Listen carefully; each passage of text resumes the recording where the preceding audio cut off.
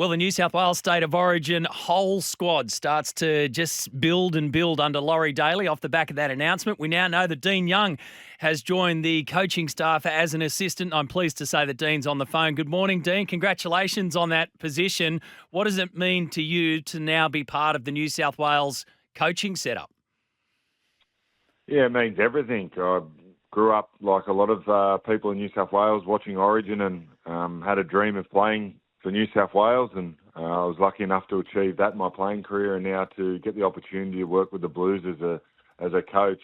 I'm very grateful to Laurie Daley.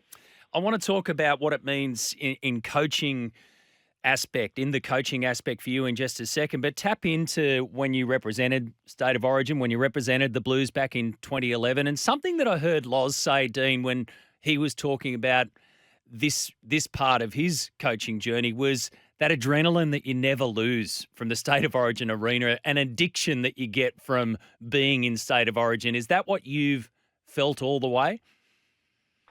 Yeah, I was 18th man back in 2006 in Game 3, actually, where the Origin game sort of turned on its head and Queensland went on that great run. So at the end of that year, I hurt my knee and had a lot of complications. So I thought there was, the opportunity to play for New South Wales might have been gone, but Ricky Stewart gave me the opportunity back in 2011 off the back of a bit of success at the Dragons in 2010, I believe. So it was a great experience. It was a dream come true, and you, as a player and as a coach, you want to be at the biggest games, and there's no bigger game than State of Origin.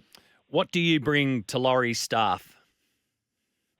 I worked with Laurie back in 2020 as his assistant to the Indigenous All-Stars game, and I worked closely with Laurie there. And about a week and a half ago, he rang me up and said that he was going to apply for the New South Wales job, and if he was successful, he wanted to bring in me and Craig Bellamy.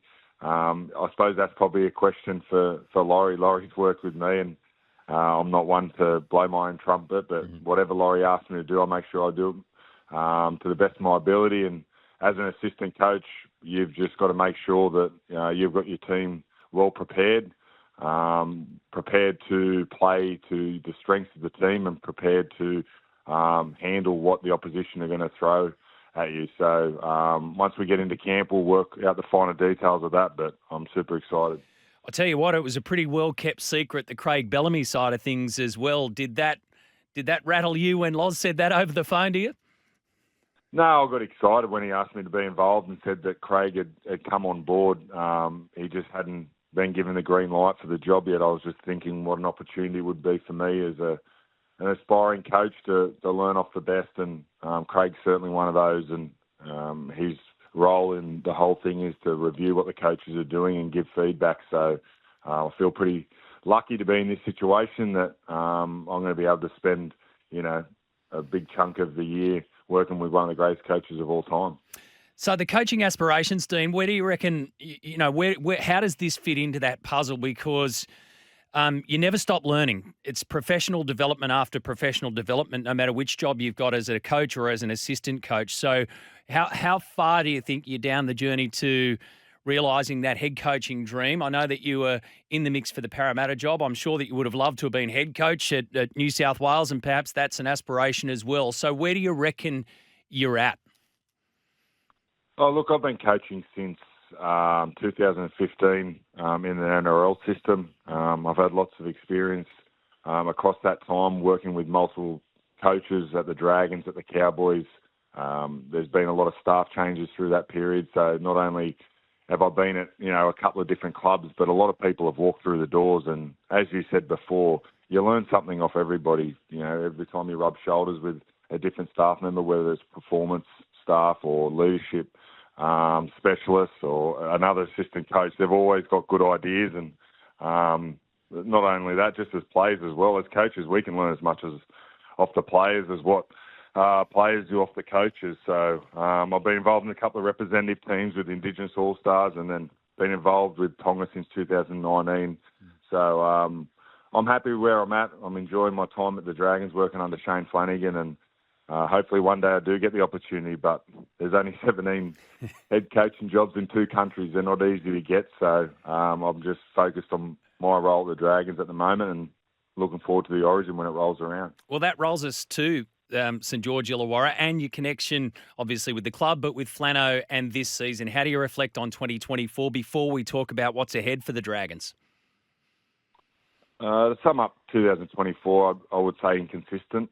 Our best was pretty good, and our worst was pretty poor, and that was pretty visual for everybody to see, our fans, our sponsors, and definitely for us.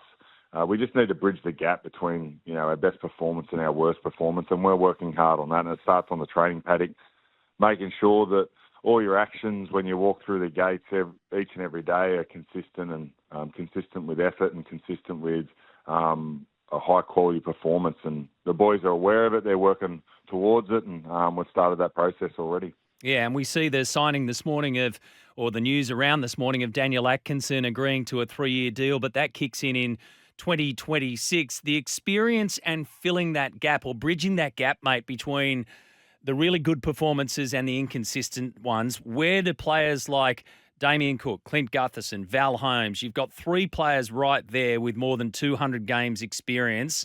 Where do they fit in to solving that part of the puzzle? They're a huge part of it. I was lucky enough to be at the Cowboys, and my first year at the Cowboys, we come 15th and had a really, poor year in the eyes of many. And then the next year we managed to turn it around and finished 3rd in the competition. And that was on the back of just sticking to the plan that the coaches had come up with, obviously not balking at a poor season and sticking solid to what you believe in and bringing in a couple of players. The change was 3 players. I think it was Chad Townsend, Jermaine Tanua Brown and Peter Hiku. So it was only 3 signings and the coaches sticking to what they believe in, and we managed to turn it around. And I've got the same feeling here.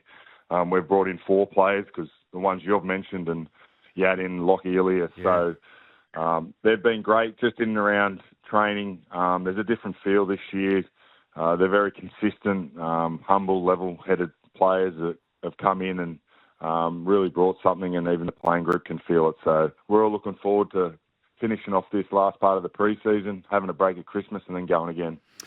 Who's really leading the charge? I mean, we saw some pre-season stuff with Gutho there. I can imagine, like you say, everyone brings their own different part there. But who's the flag waver from the new guys that have arrived in, or who's even the loudest in the group, Dino? Yeah, look, they've all brought something different. We haven't seen a lot of Val Holmes or Lockie Ilias because they're both in rehab at the moment, so they're ticking along quite nicely and should return to team skills in a few weeks. Obviously, Gutho, you can hear him and then you can see him. He's a great communicator at the back. He knows what he wants from his teammates and he demands it of them. And when you can see him, it's because he's normally out the front in the conditioning drills and stuff like that. And I think Cookie's experience has been great, especially in meetings when he talks up in meetings. And we're obviously got a powerful forward pack, and we can see how quick Cookie's going to be out of dummy half. And him and Jacob Little are going to be a great combination there. We've got a lot of Dragons listeners on this program, so a couple just on behalf of them. I know that they want to know what the expectations are. I mean, you always want to get better, and you've assembled that, and you've identified what the gap is that you want to close. So what's the expectation from you, from Flano, from the club for 2025? The expectation is that we're going to be a consistent footy team, and we want our fans, when they're paying their hard-earned money to come and watch us, they're going to know what they're going to get, and that's a team that's going to rock up and be consistent each and every week and compete really, really hard, and I'm sure they're going to see that. All right. Captaincy, have you worked out that? You got a few contenders there. No, yeah, we're lucky. We do. Flano's put together a bit of a leadership group at the moment where he's doing a bit of work with them, but there's been no decision on the captaincy yet. I'm sure we'll get through this last part of pre-season and have a good break, and before the trials, I'm sure Shane will know exactly who he wants to go with. And just a final one back to the Blues. Is there somebody in that squad, that current squad, obviously, that you haven't worked with, that you haven't crossed paths with, either from the coaching staff or from probably the playing group in particular that really excites you that you cannot wait to see how they operate? Andrew Gray, who's part of the high performance team of the Dragons, works with New South Wales in the same role. And when he come back last year, he was so impressed with Isaiah Yeo, the way he trains, the way he leads. So I've always valued what he brings to a football team from afar, and I'm looking forward to getting him, meeting him, and working alongside him. But not just him. I'm obviously can't wait to get in there with all the players that Laurie selects, and it'll be an exciting time. Sure will. Congratulations again on that appointment. Thanks for giving us the overview of the Dragons as well, and thanks for your time. Have a great Christmas, mate, and look forward to 2025. No worries. Thanks for having me.